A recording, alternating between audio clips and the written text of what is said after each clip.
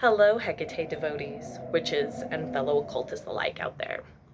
Today's video is on Hecate and motherhood.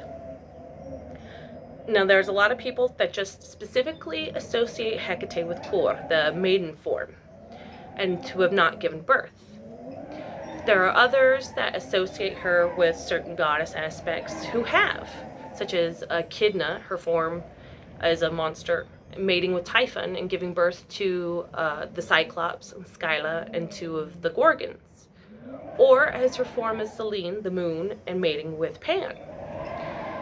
But regardless of if you see her as a maiden or have given birth in that other form, she has always held the title of Curatrophis, which is nursemaid, not necessarily of given birth, but protector of children and associated with a nursemaid to all. There are other deities out there, such as Apollo and Hermes, that are also considered Curatrophis, but because of Hecate's specific position as being cosmic world soul, she was considered a life giver, not just associated with death.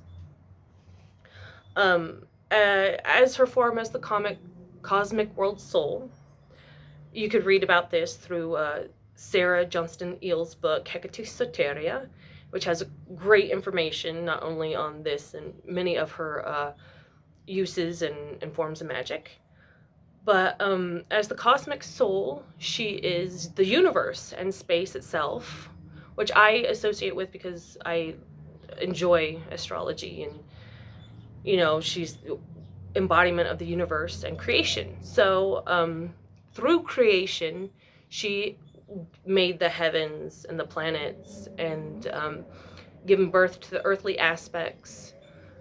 So as creation, she's given birth that way, not necessarily live birth. Her form as Nadia, she is the queen of the crossroads, and to me, that transition can also be linked to motherhood, as going from maiden into womanhood, or womanhood into motherhood. These are all crossroads of life, and she covers all those things because she is a chthonic deity. She is associated not only with the sky and the underworld, but very much earthly affairs and the people that are involved here. She's present during the eclipses because of the shadow of the moon between the earth or the sun.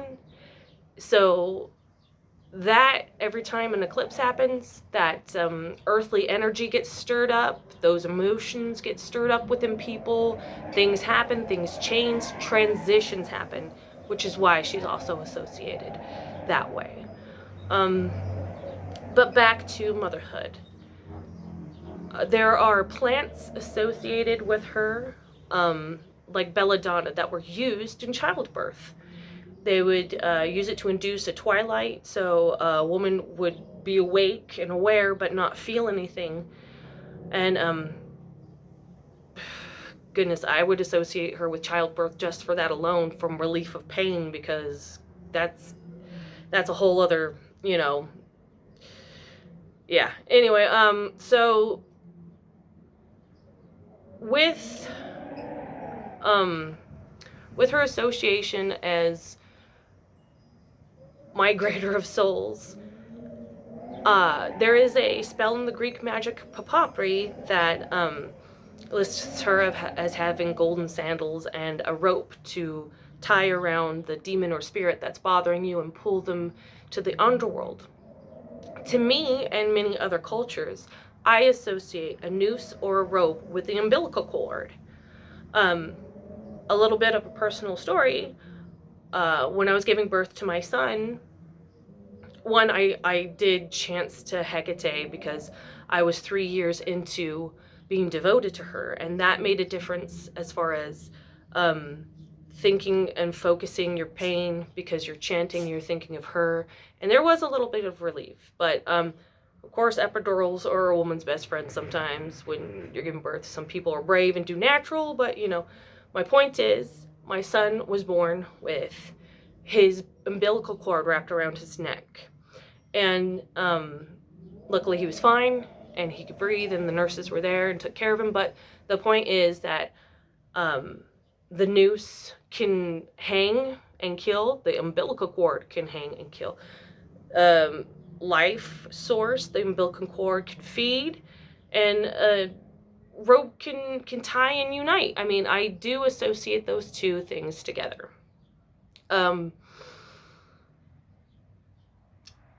As far as her role in pregnancy, again, talking about that story I just mentioned, she deals with the dead, so miscarriages, stillbirths, all of those would be associated with Hecate, as horrible as they are. I also think that that's part of her form as Curatrophus, is showing up to children in the afterlife. If your child passed too early, she would show up as the form of you or someone your child had associated with, and take them to the Elysian fields to have a moment before their judgment. So, like I mentioned, doing chants to Hecate, or having a thinking of her or focusing on her during intense pain such as childbirth. She is a reliever of, always beg for mercy. I do anyway. She is a reliever of mercy and giver of relief, so praying to her while in intense pain can help. Another childbirth mother story with Hecate was my friend was pregnant, and I didn't get to see her much during her pregnancy, but during the last month I made sure that I got to see her. And I love Hecate, and I know she's protector of spirits, and as your child is developing and gestating in your body, she can also help protect the baby from, that's not born yet. So I did a small prayer over her belly, and because I knew she would be giving birth soon, and I wanted to give her the best chance possible. And sure enough, my prayers were granted, and thank goodness, and thank Hecate for that.